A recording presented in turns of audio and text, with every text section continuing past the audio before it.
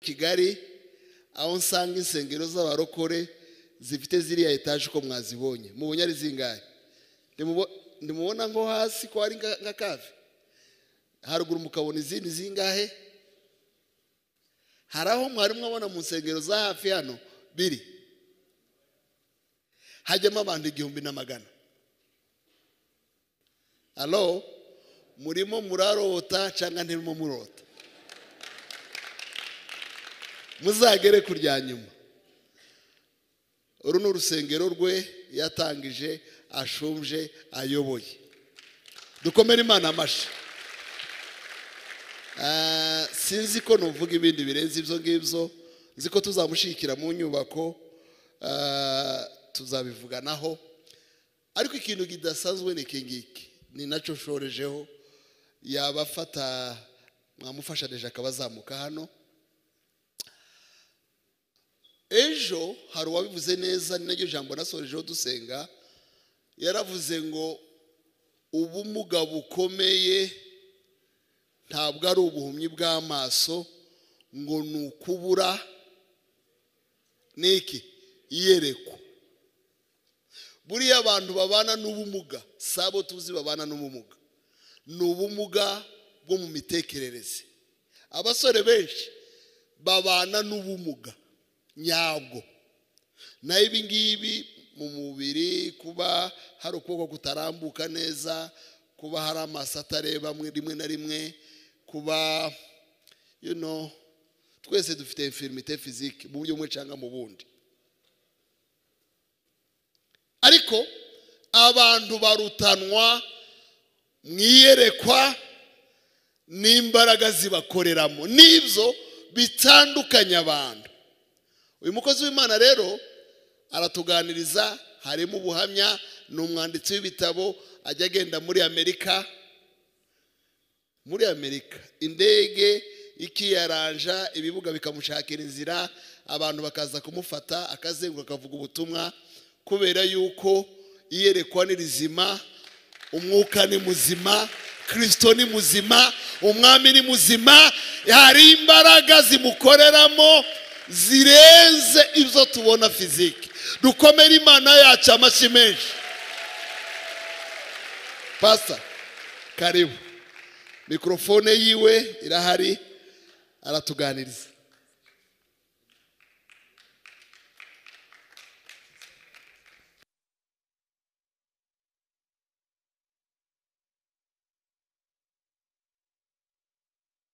Hallelujah.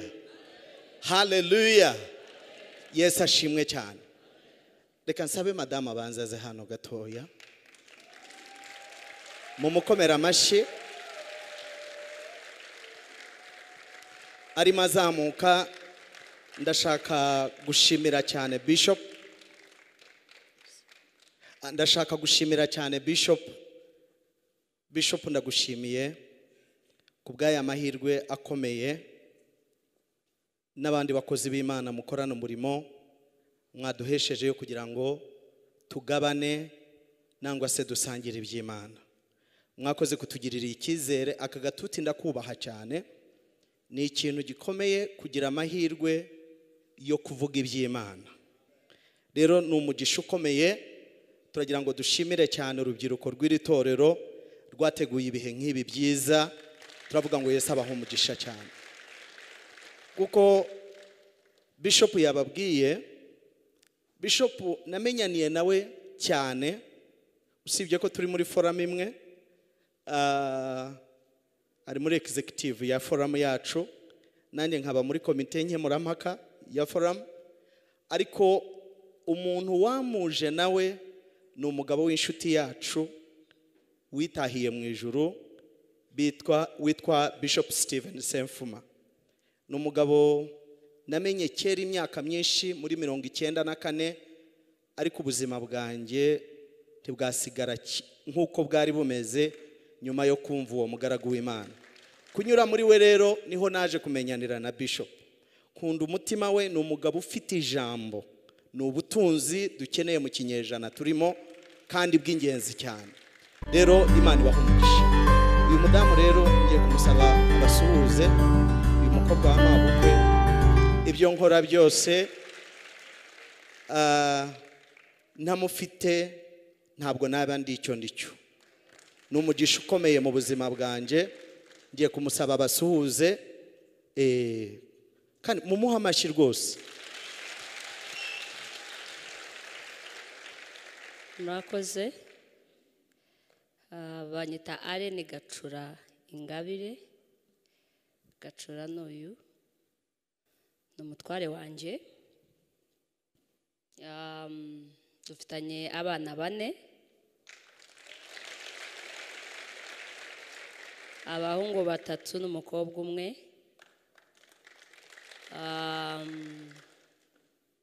Kuva nashakana nawe ntabwo ndicuza, nta nubwo nteze kwicuza.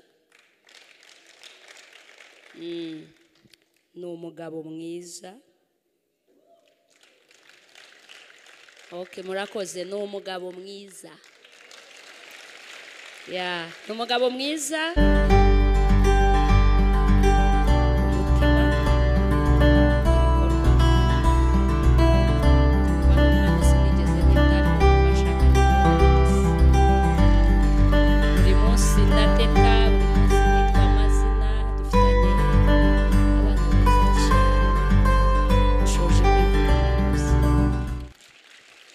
Amen. Ese abo nk'umugisha.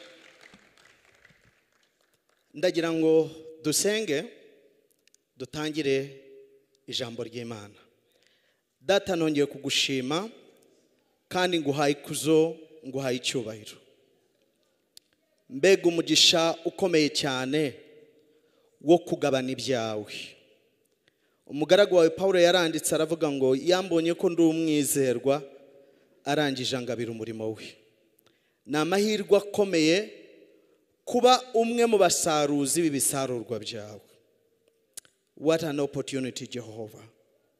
Ndasaba rero nkwinginga mu izina rya Yesu, iyi saha dufite noye kuvuga ibitekerezo byanjye, mvuga umutima wawe.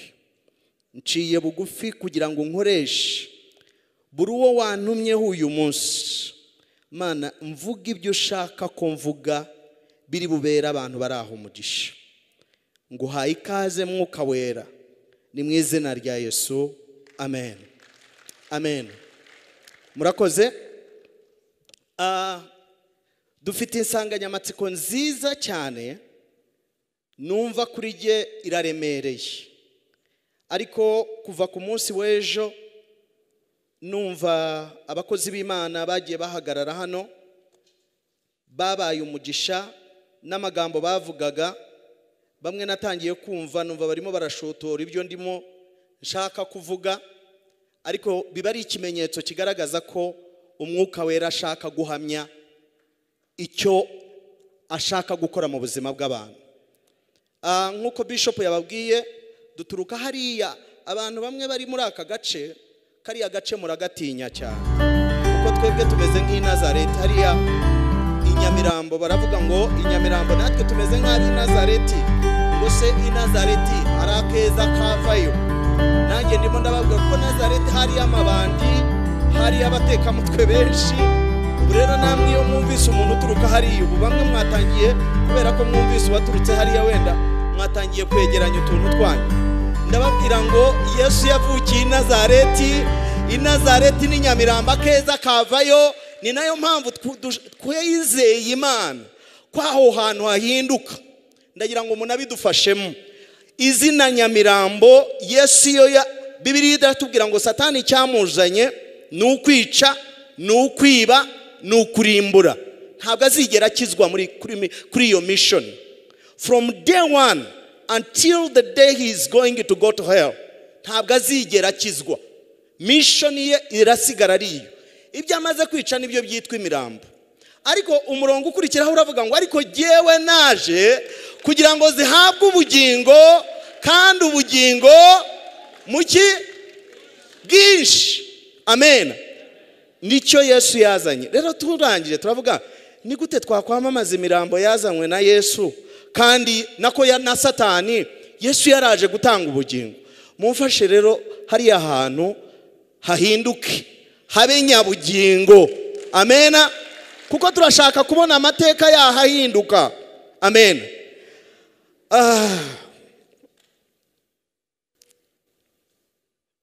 Imana niyo kwizerwa.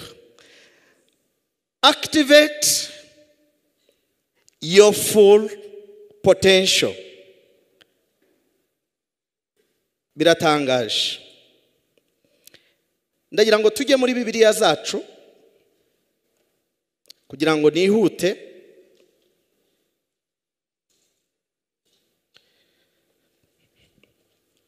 Zaburi igice cya 8 umurongo wa 3 kugera ku wa 7 haravuze ngo iyo nitegereje ijuru umurimo w'intoki zawe n'ukwezi n'inyenyeri ibyo waremye, umuntu ni iki ko umwibuka, cyangwa umwana w'umuntu ko umugenderera?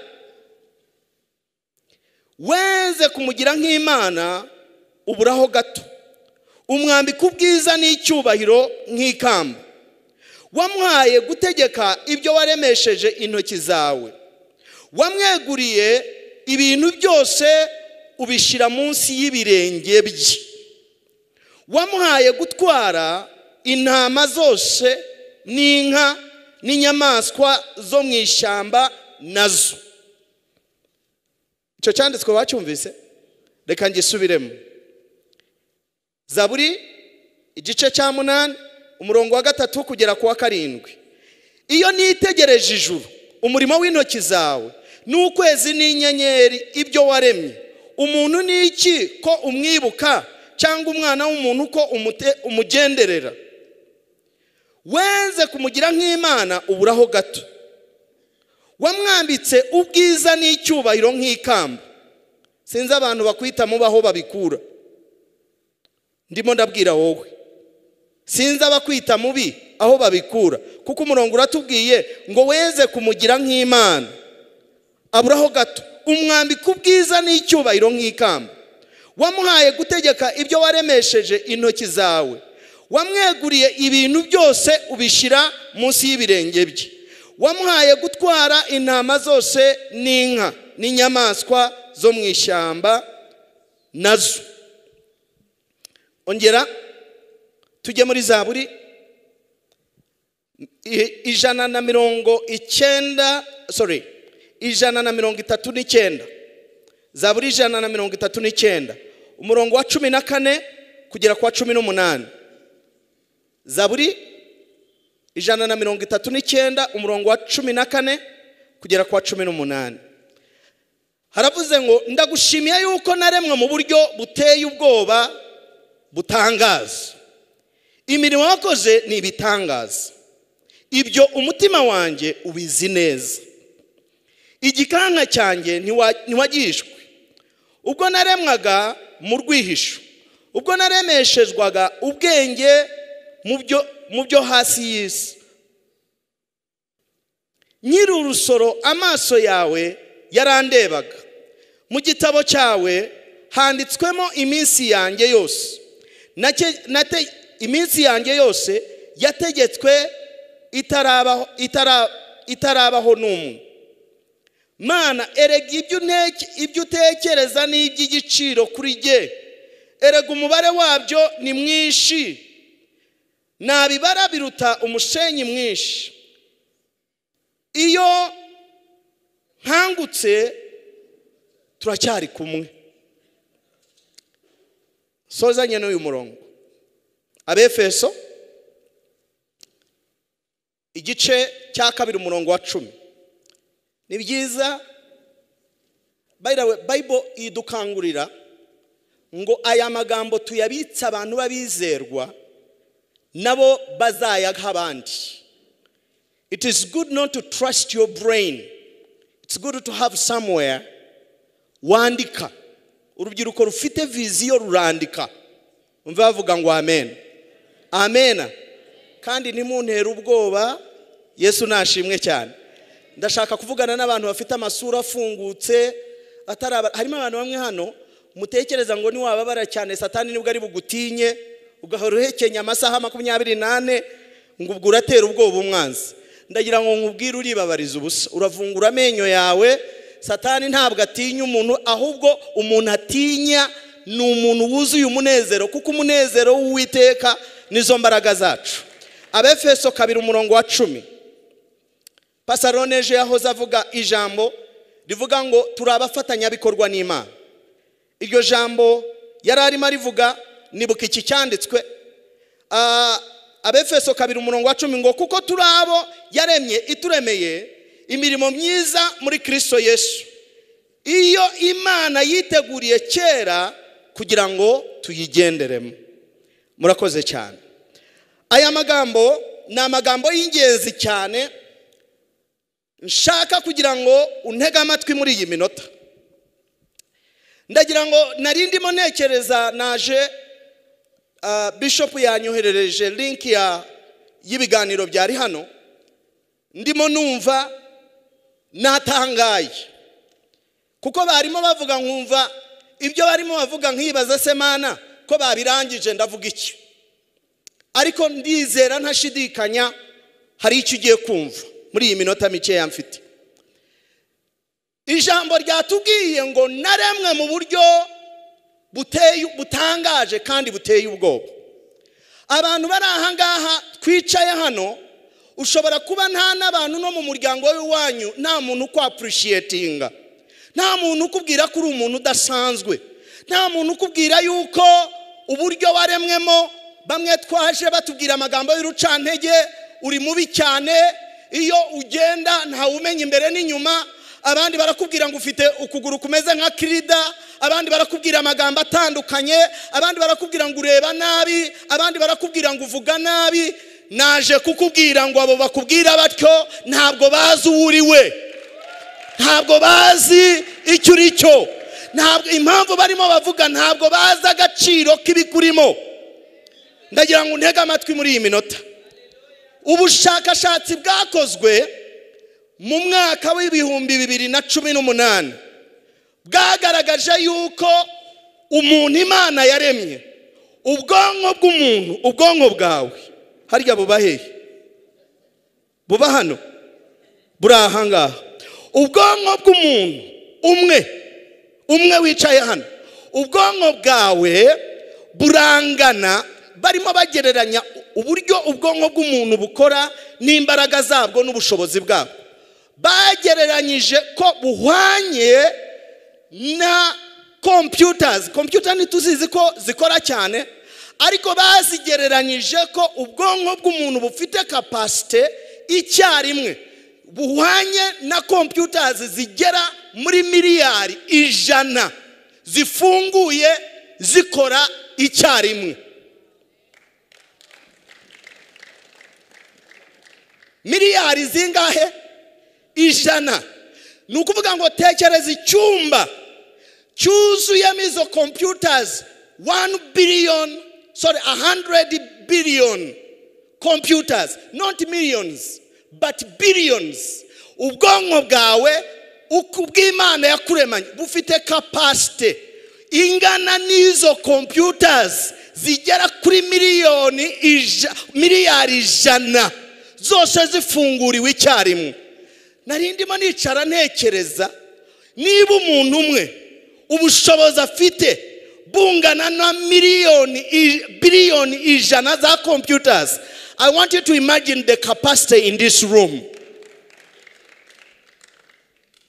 Muribo muranyumva? Mbariza mugenzi wawe, utabakubwira ko ntacyo ufite babikura he? Ubwo bwonko bwose buri aha ngaha bwicaye hano. Ubushakashatsi bugaragaza yuko umuntu ukoresha ubushobozi Imana yamuhaye, those people who maximizes their potential, ubushobozi bw'Imana yamushizemo, babandi bakora cyane, bavuga yuko bakoresha just 10% y'ubushobozi bafite, 10%. Turumvikana neza? Ndagira ngo wibaze, niba aba bantu bakora cyane bamaze gukoresha 10%, wowe uhagaze hehe? Ubwo munsi wapfuye tuzaza tukubeshyebeshe ngo arangije imirimo ye, aratashe, aheza mu ijuru. Uri umujuru ukeneye kujya ku mapingu. Reka mbabwize ukuri, ubwo bushobozi bw'izo computers uyu munsi nari ndimo iki cyumweru ndimo bamaze kumbwira ko nzaza hano, natekereje ibintu byinshi. Ubushobozi bw'umuntu abashakashatsi bakoze muri 2016 basanze umuntu muri we ubwonko n'ibitekerezo bye bishobora kubika ibitabo bigera kuri miliyari 4.5 ukabishira mu bwonko bwawe. Hari ububiko, ubwonko bw'umuntu bufite ububiko bungana 4.5 billion books. Hari abantu bicaye hano nta n'igitabo na kimwe kiba mu bwonko. Bisho umbabarire kuvuga gutya, dufite urubyiruko ruzi gutereta ariko rutagira icyo bubika mu bwonko. Ntabwo muri buntera amabuye, ndavuga gatoya, kandi iyo ngiye ahantu ngiye kubwiriza mbwiriza nk'utazahagaruka. Nta mwenda w'umuntu ushaka gutahana uyu munsi. Hallelujah. Hallelujah. I want you to imagine that capacity. Ndagira ngo urebe iyo potential ikurimo. Reka mbabwize ukuri, hari ibintu bimwe isi yose igiye ihinduka nziza. Iki kubera iki byo bitabo bishobora kuba mu muntu? Kubera iki ubwo bushobozi bushobora kuba mu muntu ntibukore? This is why we have this system. Activate your full potential. Ni nko kuvuga iyi mikoro hari akantu activating nk'akantu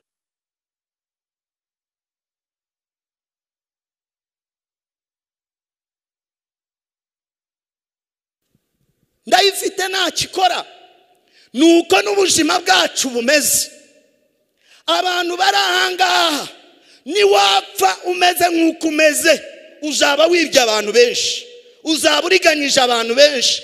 Hano hari ibintu bitarakoreka ku isi, hano hari amazu atarubakwa, hano hari ubushakashatsi butaragaragara, hano hari innovation and creativity, hano hari indirimbo zitararirimbwa, hano hari ibintu bitarakoreka byicaye mu muntu uraha. Rekeraho kwirizariza. Ndabikubwira nashaka ndebe hiryo. Umva, rekeraho kwiriza. Hari abantu baraha, twebwe turi imfubyi, twaribabariye, ntimukavuge byinshi ngo tubabare, twebwe twarimugariye, twebwe dufite ibibazo. Ayo marira narayarize, and it never made any difference until I started to activate what is in me. Hallelujah. Hallelujah. Mwabasore mwe hano hari ubushobozi. Bamwe turi hano. Let me tell you people who are here. Dufite amahirwe atabaho.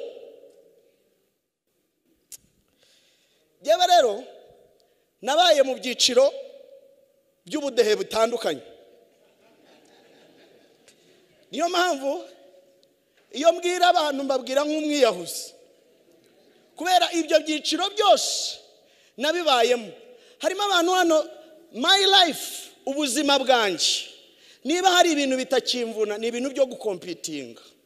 I don't have any competition with anybody, not at all. Uzi competition ifite, I am competing with what is inside me. Munimo muranyumva? Ibi ngibi ngo ibi bintu byo kurya show byo turi nta nicyo bitumariye ngo kanaka yewe ikintu numva afite ideni ryanjye rikomeye nibyo naremewe, ese mbirimo ndimo ndabikora. Ijambo ryatubwiye hano iyo nitegereje umurimo w'intoke zawe n'ukwezi n'inyenyeri ibyo waremwe, umuntu ni iki kumwibuka, cyangwa umwana w'umuntu kugira ngo umugenderere? Umuntu ni iki? What is a man? Umuntu ni iki?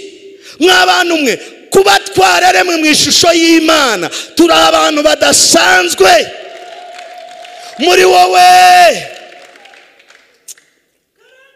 Haleluya, haleluya. Muri wowe ikintu cyo bita potential. Potential ni ikirombe cy'ubutunzi kikurimo. Ariko reka mbabwize ukuri, hano mu Rwanda ikintu kimwe ikigo cya mine kirimo gikora ni ugushakisha umutungo kamera aho uri. Iyo batarawushakisha ntabwo igihugu gishobora kuwutapinga. Iki cyumweru ni icyumweru cyo gukora ubushakashatsi bw'ibiri mu bantu bicaye hano, byo gukangura, byo kumurika, Let me tell you. Umva, ntega amatwi. Iyo usomye Bibiliya ukayisoma neza, hari ibintu udashanga. Jya nsoma Bibiliya hano, nta nzu ya Adamu mbona mu ngobyi ya Adeni. Hari uyibona? Hari imyambaro mubona ya Adamu? Hari ibintu nabona mu ngobyi? Igitangaje ni kimwe, nuko buri kintu cyose Adamu yashakaga Imana yari yaragihishe mu bintu bigize ingobyi.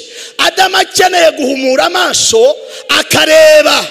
Nimunyumve neza, nimureba ibi bintu byose, izi ntebe twicayeho, aya matapi n'ibintu byose, the beauty in this room. By the way, Bishop, thank you for making the house of God looking beautiful. Ngirifuhe ku bintu by'Imana, numva God deserves the best. God deserves the best. Noneho rero buri kintu cyose abandi babonaga ibiti, ariko Imana yareba ibiti ikavuga ngo muri ibi biti harimo igitanda cya Adamu. Adamu akeneye guhumura amaso akareba ko mu giti harimo igitanda. Adamu yari arimo wenda araharimo arira ngo nta ntebe zihari, ariko Imana yaramuhaye igiti. Imana ireba iti rero Adamu, ukeneye guhumura amaso ukareba ibiti ukabibonamo intebe. Can I hear somebody? Hari abantu bicaye hano murimo murira, ariko buri kintu cyose kikuriza Imana yaragishize imbere yawe, ukeneye kukireba. Umva, Adamu mu ngobyi ya Adeni wenda harimo amabuye, nako ntihabwo ari ngira ngo yari ahari, ariko muri ayo mabuye Imana yarebaga amakaro, Adamu atayareba. Let me tell you, kuva Imana iremye nta bindi bintu bishasha irarema. The world has been better and better and better, kugera igihe abantu bakanguriye ibitekerezo byabo. Umuntu atangira kureba amabuye akayabonamo, akabona ibitagangurirwa, akareba ibinyabwoya, akabona umwenda wa silike, akabona ibintu bitandukanye akabonamo. Bariza mugenzi wangu, urareba iki wowe? Dufite abantu bicaye hano bahora muri negativities gusa. Urabizi baranyanga, urabizi ntibankunda, urabizi ntibanekerezaho neza, usinzi icyo nabakoje, Imana ihora ihoze. Va mu matiku urebe.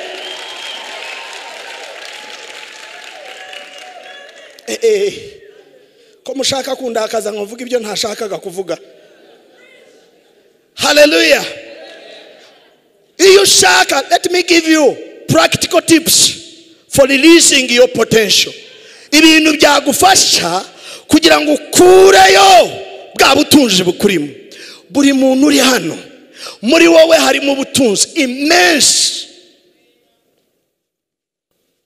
Mana we, icyambere iyo ushaka kugira ngo ukureyo ubutunzi bukurimo, icyambere, dig deeper to discover treasures deposited in you. Cukumbura cyane cukura cyane, haleluya, shaka cyane, ukureyo ubutunzi bukurimo. Ntabwo uzigera umenya ikikurimo kugeza igihe uzatwara umwanya wo gucukumbura. Bamwe mu mwanya wo gutwara umwanya wo kurishakinga ibiturimo, dutwaye umwanya twitotomba. Bene wacu ntabwo bamfashije, sinzi impamvu batajya bibuka imfubyi za Nyagasani. Ntabwo ari we mfubyi yonyine ibanje muri iki gihugu, imfubyi zabayeho zizabaho. Imbabare za Nyagasani. Hari abantu bumva bafite rights 100%. Yabare hari ibintu narenze ubu ngubu. Umuntu ngo aransuzugura njyaho ndware pressure ngo yansuzuguye. Umuntu usuzugura n'utazi icyo ndicyo. Urimo uranyumva? Ntabwo nyifite umwanya ni wansi, jewe nzi icyo ndicyo.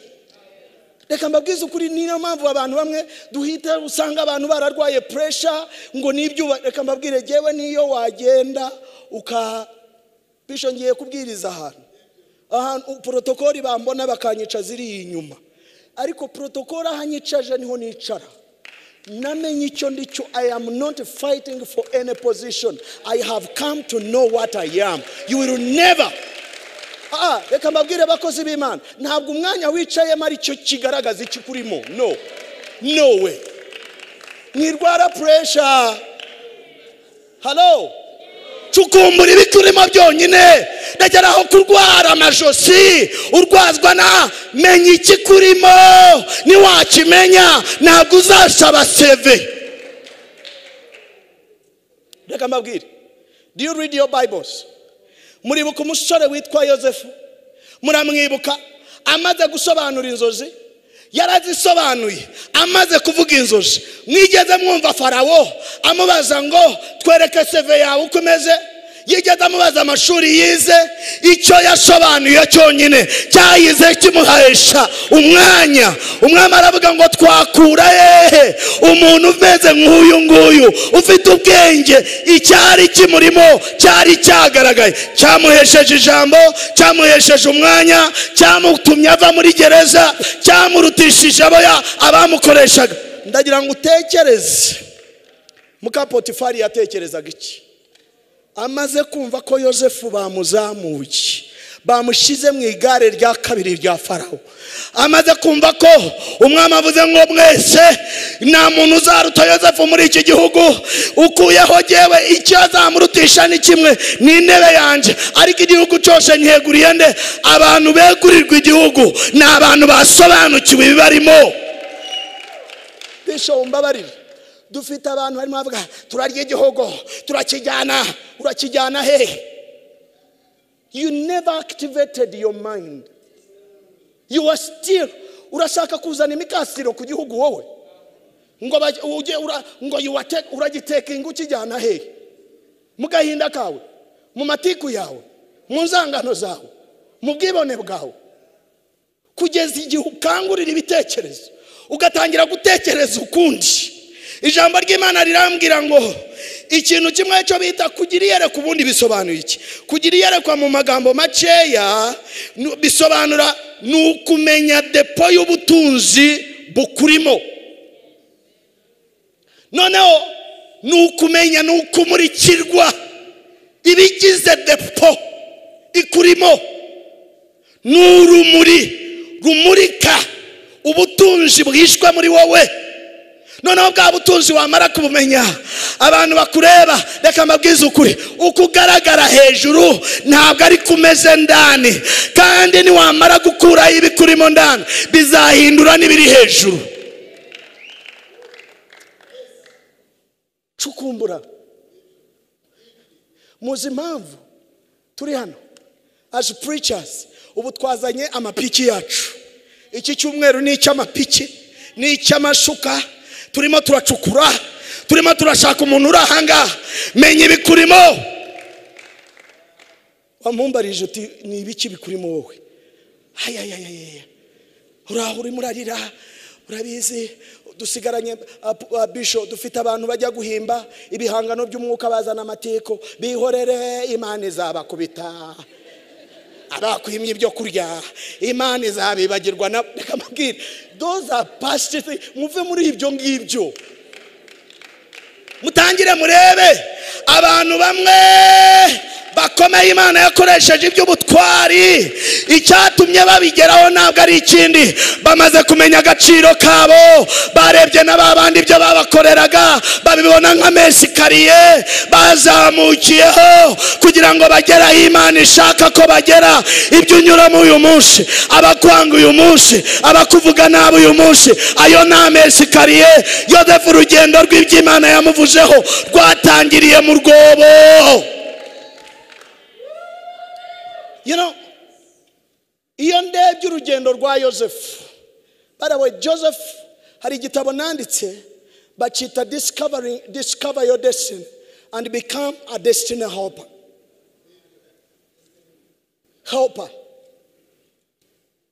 Icyo gitabo Joseph is my case study. Iyo ndebye urugendo rwa Yozefu cya gihe yariraga. Muzi ko hari igihe dusenga Imana, Mana hindura amateka yanjye, nshyira mu murongo w'ibyo wamvuzeho. Imana yatangira kubikora ugatangira gukompura yininga. Mana warantaye, wamvuyeho nagukoze iki Mana?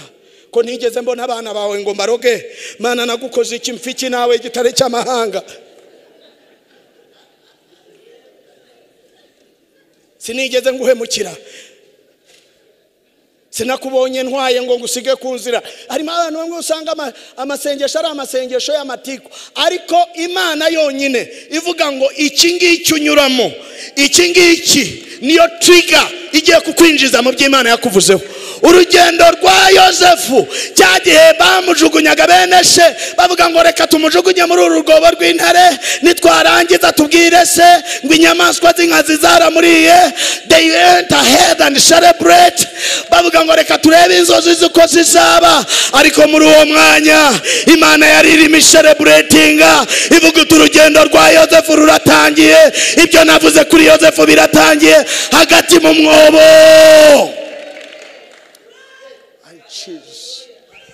Hallelujah. Hallelujah. Bamwe ibyo murimo munyuramo uyu munsi naho urugendo rwanyu rutangirira. Urw'iby'Imana yabavuzeho bya bintu bigaragara nk'ibigiye kubahitana niyo mesikariye. Wowe cukumbura hanga amaso icyo Imana yavuganye nawe, woye kurangazwa n'ibyo unyuramo. Baragafata barakagurisha. But they were busy launching this young man into the territory God had ordained for him. Some of you, bamwe mwicaye hano, you are in your launching place. Ibyo murimo munyuramo ni ibigiye kuba launchinga, ni ibigiye kumurika, ni ibigiye gushira ku mugaragaro. Tukumbura mu mwanya wo kurira, tukumbura ibikurimo, bishire mu rwandiko, byandike, bishire hanze, byatureho, bibone, bigenderemo. Kora strategies, kora plans, dream about them, prophesy upon them, declare good things upon them. Bamwe murabishi biyerekwa ryanyu. Imana irabimpaye se bizashoboka.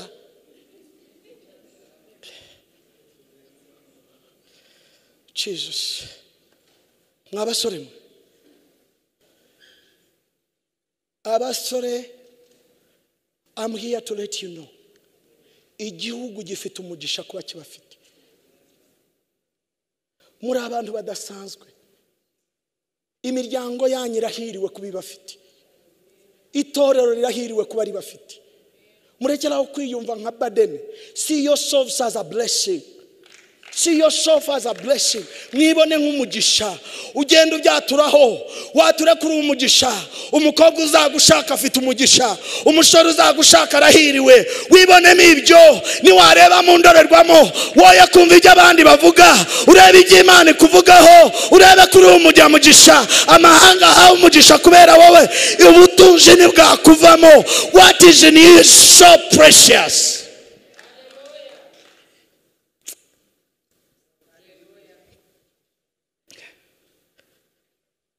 Icya kabiri, see through barriers, or view through barriers.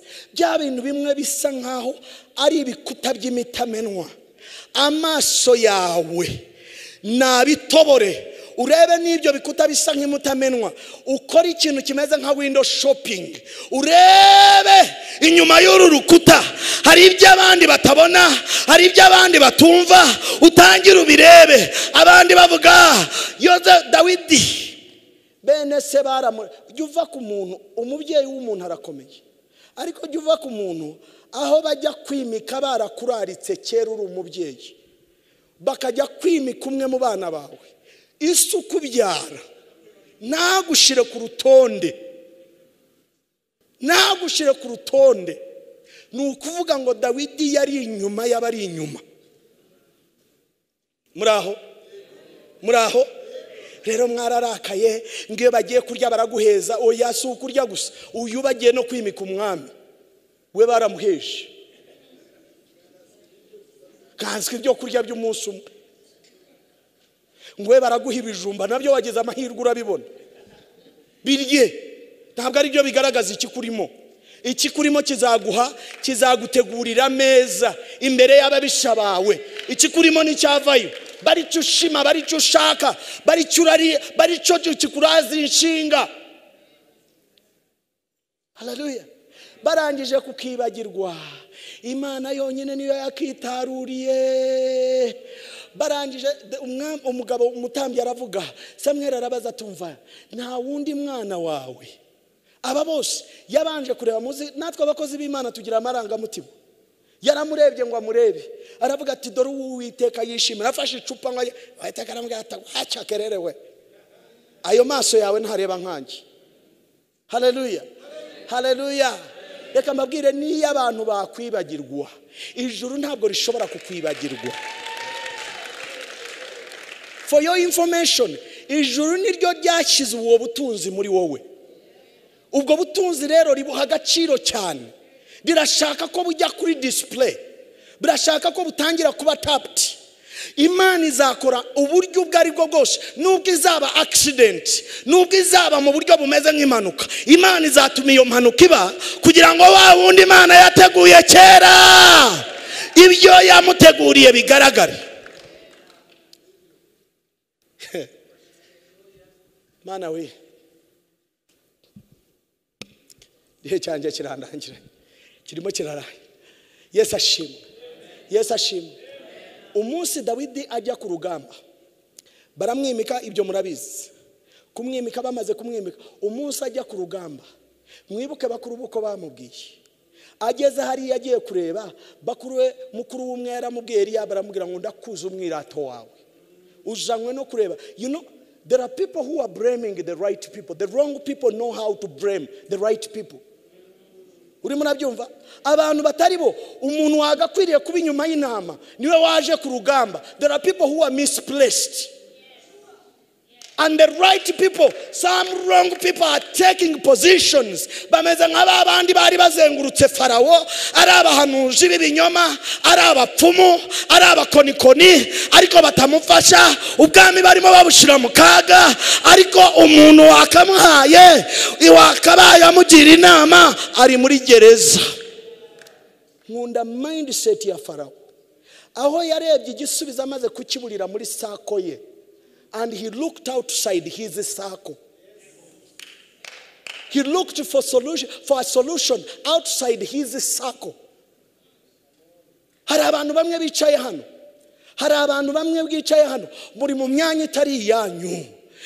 Dawidi nuko yari ameze, ariko kaba kizerwa mu ntama zashe, kirirwa kavugiriza, yemwe mwana yemwe mwana mwe data yampaye mujye mwitwararika.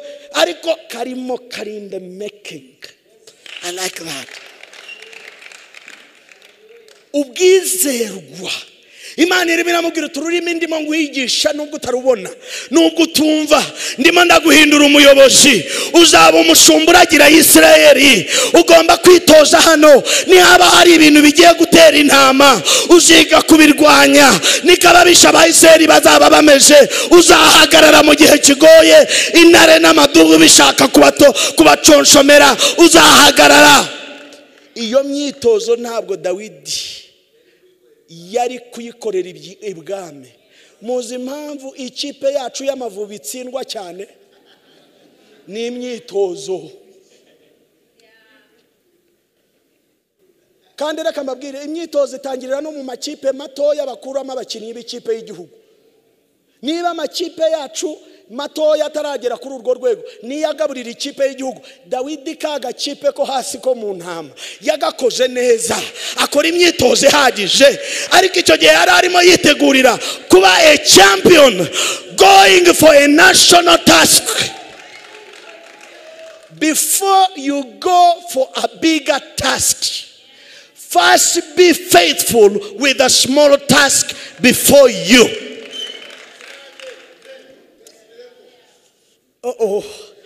Before you are interested with a bigger task, God has to first see how faithful you were on bigger and smaller tasks. Do you want God to elevate you? Be faithful with the smaller tasks. Utwo tuntu duto bumwizerwa kiranuka, dukore neza. Seize a moment, koresha amahirwe nkaho utazongera kuyabona. Uyu musore arimo Dawidi ageze ku rugamba, asanga bose bacanganyikiwe, habuze igisubizo. Abantu bamwe Imana ikoresha ibidasanzwe bahagurukira muri crisis.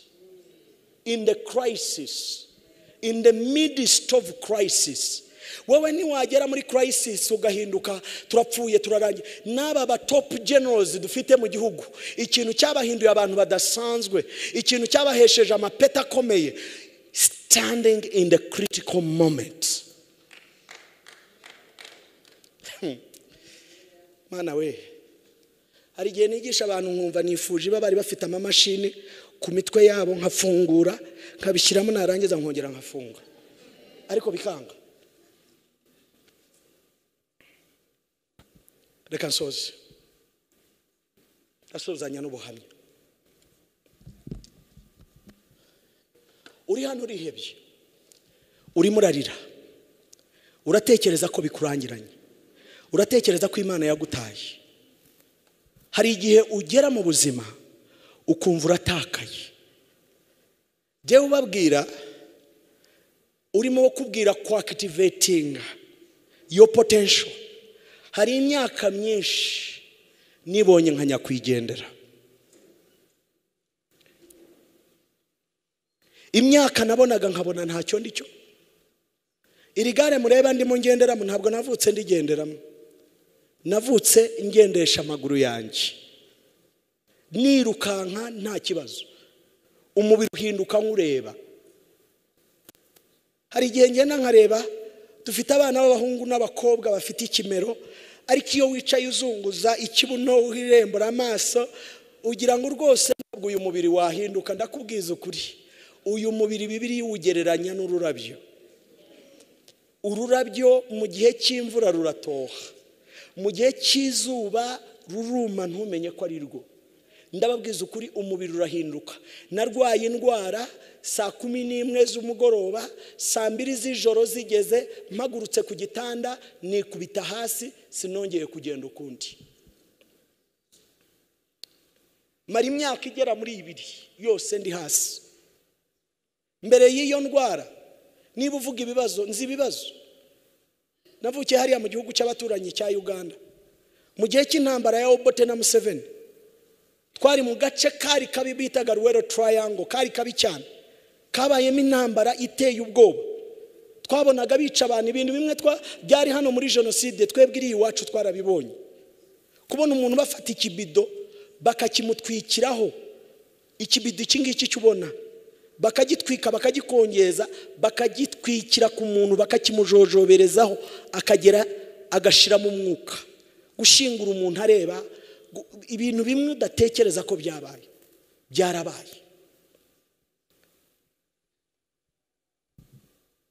Muri iyo myaka nari ndagiye iwacu, twari aborozi b'inka, ndagira inka, ndibwa n'inzoka, amavuriro yose afunze. yose nabonye umubiri wanjye ubora nkureba.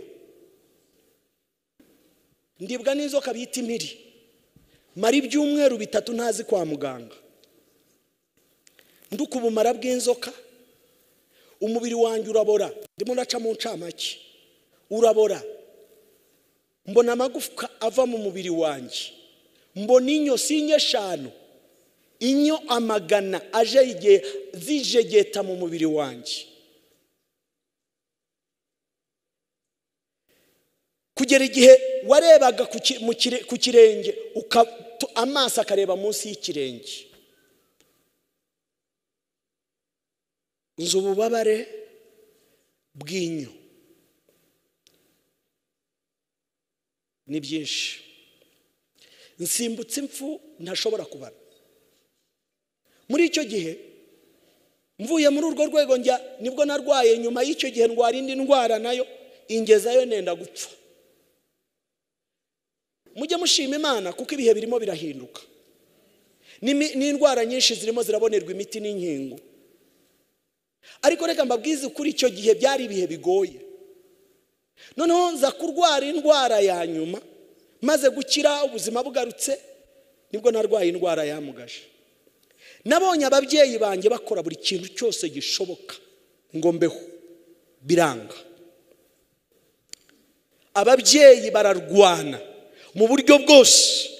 Banjyana mu bavuzi ba kizungu, baravuga ati ntabwo bashoboye, twebwe twaturukaga mu muryango udakijijwe utazi n'Imana. Banjyana mu muryango nako ahantu baramvura, bageze hagati baravuga bati rero uyu mwana yarwaye indwara, abaganga ba kizungu nibayishobora nimumujyane mu baganga gakondo. Maze wo kabyara banjyana muri gakondo nyine irankondagura.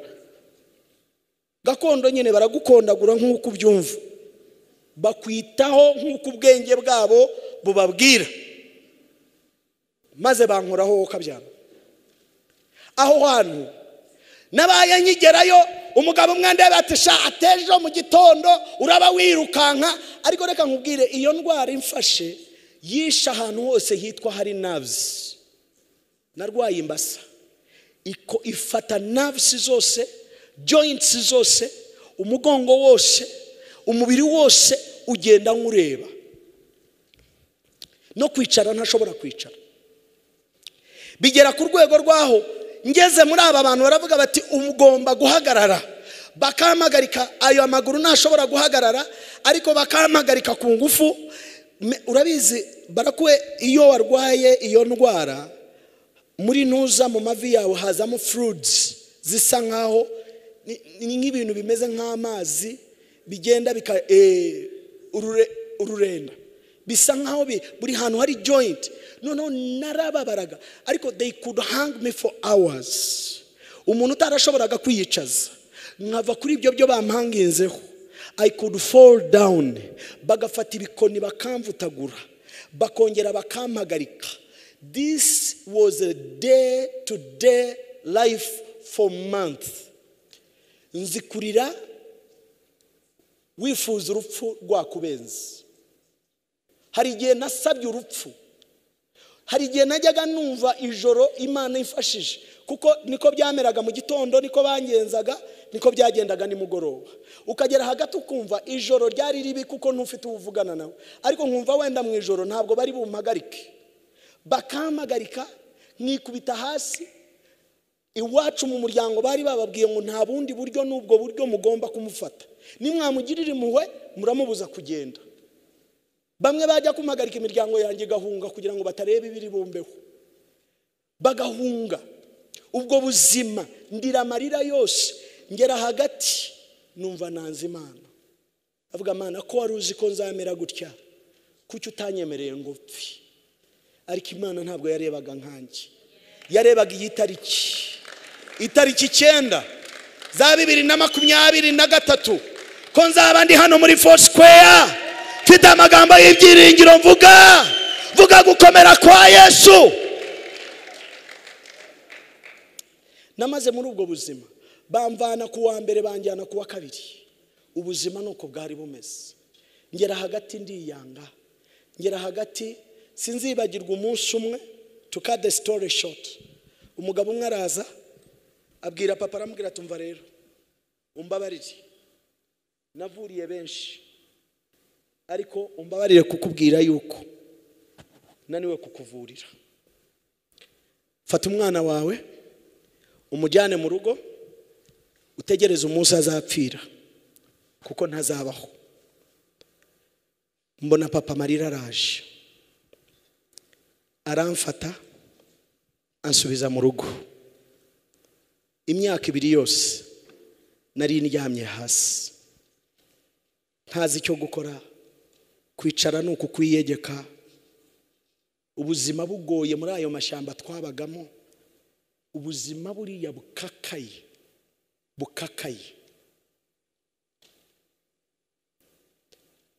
Nkicara nkibaza, yewe nzabaho, mubu nzashaka, nzabyara abana, ese nimba byara nzabatungisha iki? Ese ni mukobwa wandi uzanyemera? Nagerageje, kubera ko twari mu gace k'abantu navuga ngo kari primitive, k'abantu batize. Bumvaga ko umuntu navuga kujya kwiga, papa wanjye akambwira ngo ntabwo ndumva hano muri Uganda ho bigisha abantu kudoda inkweto no guhanagura inkweto. Yahoraga ambwira ngo ahantu nzakujyana ni hamwe, ni Gatagara mu Rwanda, kandi icyo gihe n'u Rwanda kurwinjira byari bigoye. Ubuzima bukakaye. Ngera hagati ndibaza se nzabaho nte? Iherezo ryanjye ni irihe? Numva ikintu kimwe, ndiyanga. Abantu bamwe bajyaga baza bakambwira ngo Imana yabonye ko uzaba mubi irangije kugira gutyo. Noneho bamaze kumbwira ayo magambo, kuko twari mu gace karimo abantu bakoze ibintu bibi, harimo abapfumu, harimo abarozi, harimo abantu b'ubwoko bwose, harimo abantu bisha abantu, nkabona batarabaye nk'uko nabaye. Nkibaza si Imana koko yarebye ko nzaba mubi kurusha bano bantu? Noneho bituma nanga Imana, aravuga ngo icyama Imana nyibone, nyibaze ibibazo, niyakwanga kunsubiza dufatane turwane. That is how stupid I was.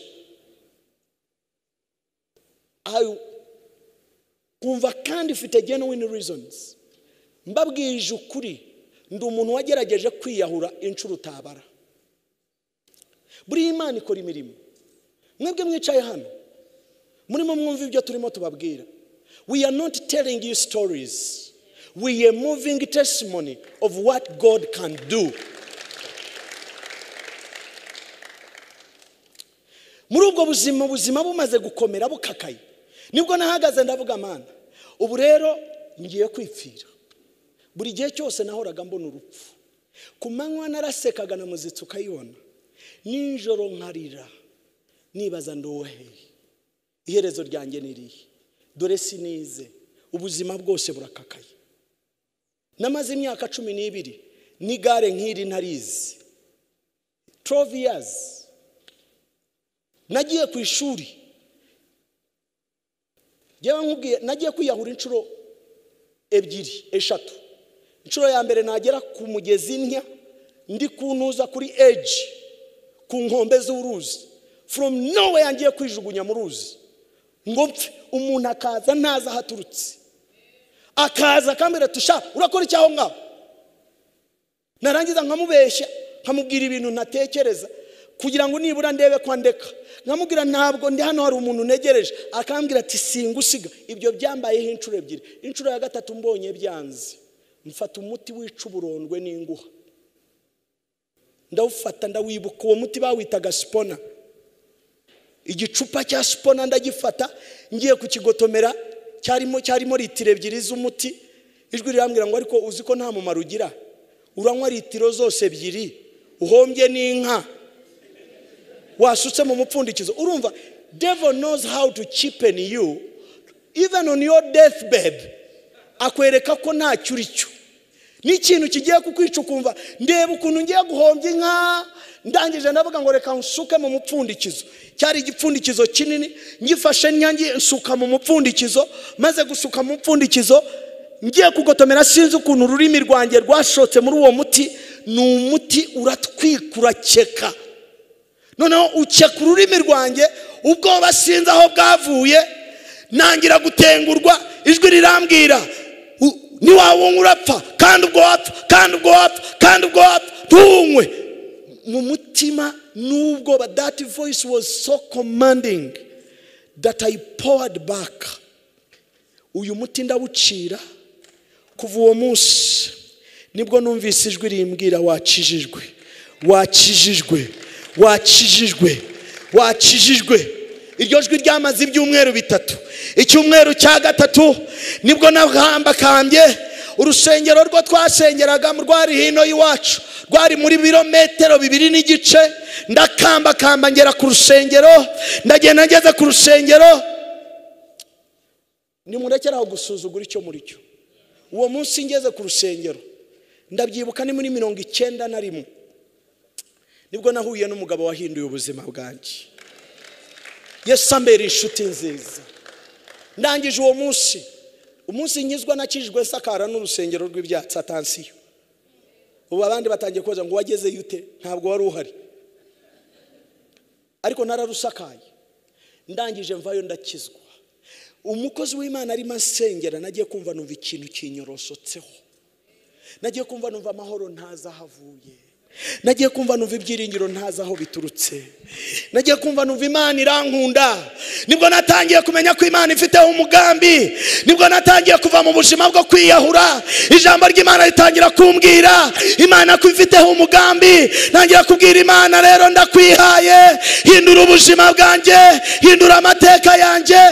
Urwo rugendo rw'ibirometero 2 kugenda no kugaruka byari ibirometero 5. 91, 92, 93. Ntabwo nibuka umunsi nahombye amateraniro yo kuwa gatatu, yo kuwa gatanu, yo ku cyumweru. Nta gare, nta moto, nta modoka.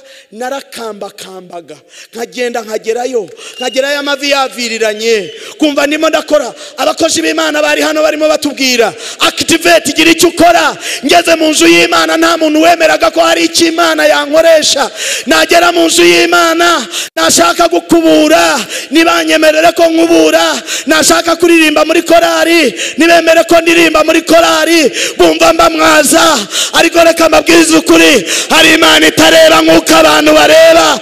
Ntabwo nzahura uyu munsi, ariko mu ijoro hari Imana. Ora bashikata yala.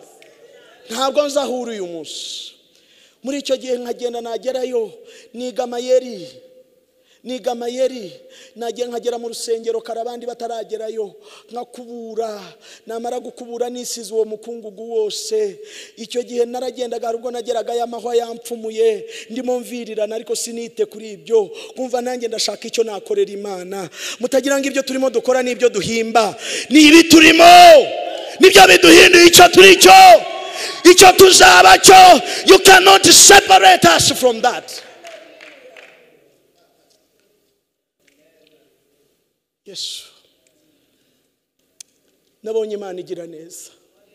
Nagiye ku ishuri ifite imyaka 15. Uzi kwicarana n'utwana,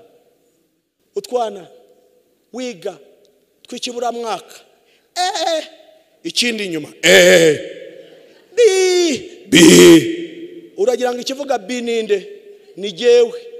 Batwitaga, nagiye mu ishuri batwita hariya mu Bagande batwitaga ngo rurira munyana. Ni ibika bitoya nako bika bikuru birishiriza mu tunyana dutoya. Noneho utwana tukavuga nanjye di bi. Wareba ukabona nta cyerekezo, ariko ndavuga nta kibazo. I have started the journey. 92 nagiye ahantu njya gusenga. Nsezeranya Imana nta uwo munsi ntabwo nari nagiye no ku rusengero. Njya mu kibaya hepfo, mbwira Imana, ndabwira Imana, nyigisha. Nunyigisha gusoma no kwandika, ndagusezeranya ko nzagukorera ubuzima bwanjye bwose. Iyi Mana murebe ikora ibitangaza. Najyaga mvuga ngo nzashaka. Sogokuru akambwira, tumva mwana wanjye, uba wicara udahigwa ntukantera agahinda. Wimbabaza, ntukishinyagurire nkumva sha. Mudamu wanjye mwamubonye, uriya ni Kadimana yampaye. Hari ibintu natekerezaga ko bidashoboka. Bene data bose bagendaga nagiye bagaruka ngo ndebe no mu makayi babo ntibayemere. Ariko I was the first graduate of the family. Hallelujah. Utita ku mahirwe watakaje. Doctor, urebe icyo wasigaranye kuko ni ingenzi. Doctor, today I am pursuing my doctorate now, today. Ntabwo ndimo nita ku cy'umwanzi yakoze ku buzima bwawe. Ndasoza mbabwira, ntabwo nari nzi ko Imana yampamagara, ntabwo nari nzi ko nakorera Imana. Harimo abantu bamwe baza bakitera amajeke, ngiye bareka mbabwire, ntabwo nzatinya kuvuga aho Imana yankuye, nta mwenda masigaranye kuko sinzahasubira. Murimo muranyumva? Ntabwo nzaza hano oya ngomba kuvuga Imana niyo yagucukumbuyeho. Muntu wicaye hano, hari Imana igushaka, haguruka va mu marira, va mu kwigunga, haguruka ukorera Imana. Natangiye kubwiriza ubutumwa nkambakamba, nkagenda nagera ahantu nkamera nk'umwiyahuzi. Hari ahantu ho murimo mureba aho Imana yatujyanye, hariya Nyabugingo, hari ahantu hagoye. Itorero twaritangiriye mu nzu. Kubona utangira itorero ukambakamba ahantu hitwa Nyamirambo, abantu bakakureba banyise umutekano, nta mazina ntiswe. Nageze ku rwego aho mparika igare ryanjye, nsubira kuri kwa gukambakamba kwa mbere, kuko ahantu twari twabonye inzu, igare ntiryashoboraga gukora. I don't know what is limiting you to serve God. Nta rwitwazo nzi. Uyu munsi ninananirwa gukorera Imana, ntuzabeshye ngo nubukene. Imana yampamagaye ntagira n'igikoroto. Hari igihe nifuzaga abantu basunika ingorofani ngo nibura nyicaremo bayinsunikemo, ariko uyu munsi ntabwo ariko bimeze. Nshuti yanjye, ngiye kugusaba uhaguruke, ngiye kugusaba uhaguruke.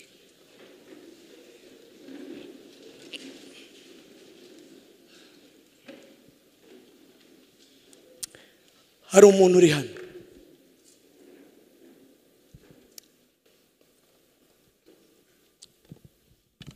abacuranze bari he? Nadufasha duhe soft music. Hari umuntu uri hano.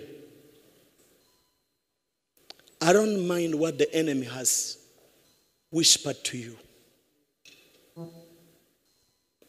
Turabo yaremye, ituremeye imirimo myiza muri Kristo Yesu kugira ngo tuyigenderemo. Umuntu uri hano wumva ushaka ko Imana ikangura ibikurimo. I don't know, Bishop, I feel like praying for people. Niba nabahamagara bakaza hano, umuntu urumva ushaka ko Imana ikangura, you are fed up of the life you are in, unproductive life. I want you to come here. I want you to come here. Hari abantu bavuga ngo mufite n'ibyo murimo mukora, but when God is not contented, what you are giving is not a content, not even 1% of what God has deposited in you. I want you to take a step and come here. I want you to take a step.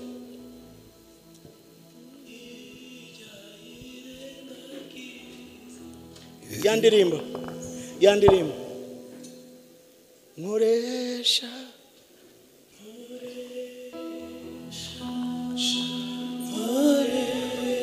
Ndagira ngo basaba baririmbye.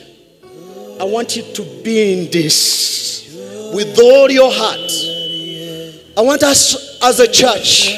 Ndagira ngo utebuke, ntabwo dushaka kubikwingingira. I want you to come to feel that.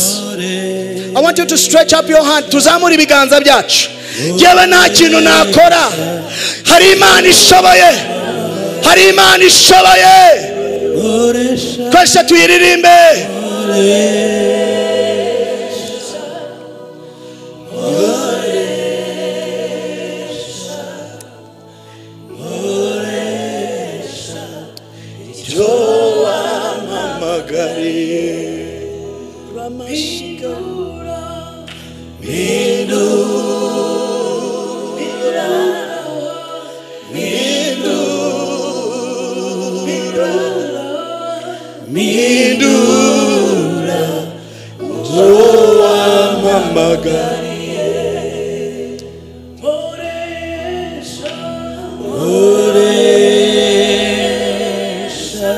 umva ari isengesho ryawe uyu munsi.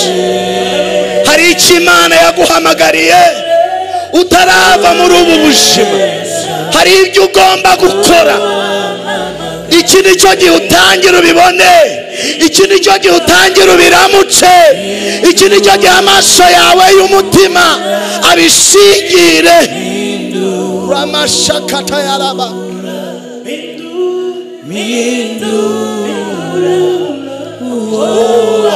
wamamagariye Ramashitarara ngoresha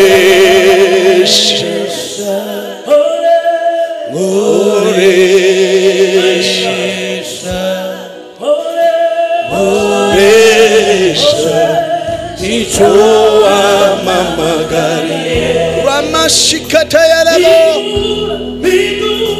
mindu Ramashitara babashata mindu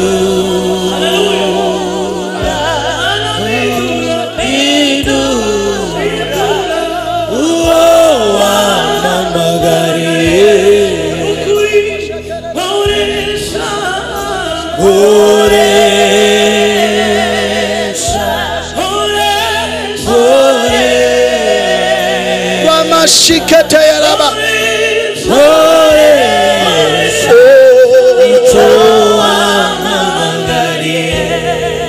ndashaka uzamura ibiganza byawe twese torera aho turi. Ndagira ngo uhamagare Imana ibwira uti Imana nifasha kudahomba igihe cyanjye. Iyi myaka bene data urimo, bene data birababaje kumara imyaka nk'iyo Misusera yamaze kuri iyi si, imyaka 969, ariko Bibiliya iravuga ngo icyo yakoze ngo yarabyaye gusa. Imana igufashe ubuzima bwawe bubyara umusaruro, ubuzima bwawe butanga umusaruro. Ubuzima bwa Yesu bwabayeho imyaka 33, ariko imyaka iri recorded ni imyaka 3. Ariko Bibiliya irambwira ngo ibyo yakoze iyo biza kwandikwa nta n'ibitabo byakabaye byarabyakomodetinje. It doesn't matter how long you live, but what matters is how purposeful you live. Hamagara Imana mu izina rya Yesu ikangure bikurimo, ikangure twese tuzamura amajwi. Data mu izina rya Yesu, hano hari abasore, hano hari abagabo, hano hari abakobwa, hano hari abamama, hano hari abantu batandukanye wahamagaye. Mana wantumye ngo nje gukangura, nze kubwira abantu kumenya ubutunzi bubarimo. Yes Jehovah, in the name of Jesus I call forth whatever deposits in their lives, Lord. I call forth whatever the Lord has deposited in you to come forth in the name of Jesus. In the name of Jesus. Ndasengera amaso yawe, ndasengera amaso yawe y'umutima atangira birebe, amatwi yawe atangira byumve, yumve guhinda umutima wawe, wumve kububura, wumve umuhindo wabyo. Amaso yawe arebe, amaso yawe arebe mu izina rya Yesu. Ndavuga igihe ugive ku maso yawe, igihe ugive ku maso yawe, igihe ugive ku maso yawe. Imbaraga z'Imana Mana wasanze cyagiye narizi ko hari akeza kandimo, cyagiye narebaga meze nka Mefibosheti, aho nirebaga nk'intumbi y'imbwa. Yesu we, Yesu we, hari umuntu uraha. Kangura ibimurimo, kangura ibimurimo, kangura ibimurimo. Icyo kirombe kirakingurwa ku mugaragaro, icyo kirombe kirafunguka ku mugaragaro. Ubwo butuje buratungura ku mugaragaro. Igihugu kirabubona, itorero rirabubona, imiryango irabubona. Yego kangura mu izina rya Yesu. Ndacecekesha buri jwi ryakubwiraga ngo uri uwo gupfa ntacyo uzamara. Iryo jwi I erase in the name of Jesus every wrong idea, every negativity. Ramashatayalaba robokote yererebo yerebakata yarabo. Ndamagara imbaraga z'umwuka wera zikumanukire nonaha, zikumanukire nonaha. Ambara imbaraga, ambara imbaraga, ambara imbaraga. Imbaraga zibohora, imbaraga zibohora, zikubohore, zikubohore, ziguhindure, ziguhindure. Rabashataya, rabashataya.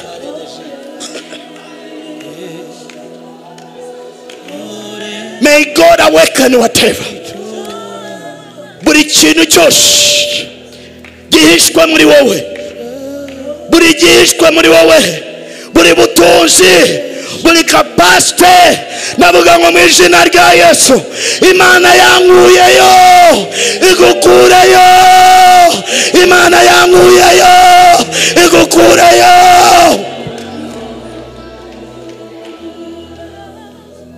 Uruwagaciro. Nations are waiting for you. Continents are waiting for you. Hano hari abantu badasanzwe, amahanga arabategereje, amahanga arabategereje. Great innovations are coming your way. Every dream the Lord has deposited in you, I call it forth. Daddy, this is your hour now. I've given out whatever you gave me to give tonight. Bless this great church. Bless these great people. Bless their families. What a blessing to see these men and women of potential. Abana abandi jambo rirambwira ngo ni babandi bubika isi, ibi bari mu Mana bigiye guhindura benshi. Kubwaba ngaba benshi umucura baviriyeyo. Yego Yesu we, ibirenge byabo ndabishingaho bagomba guhagarara mu izina rya Yesu. Amaso yabo, ibiganza byabo birafata. I untie you. I decree and declare that whatever bondage that was on you, buri kigoyi cyose umwanzi yari yaraguhekesheje, intimba n'agahinda biracagagurwa, biracagagurwa. Buri munyururu wose, buri myuka yari yarakwigabije, yari yarigabije ibitekerezo byawe, yari yarigabije ubuzima bwawe, irekure. I position you where you belong. May the Lord position you where you belong. May new ideas come to your way. I decree new dreams, new visions, new visions, new connections. I decree and declare that you will see the hand of the Lord in the land of the living. May the power of God anchor you and move you. Let the power of the Holy Spirit move you to where you belong in the name of Jesus. I bless you. I bless you. I bless you.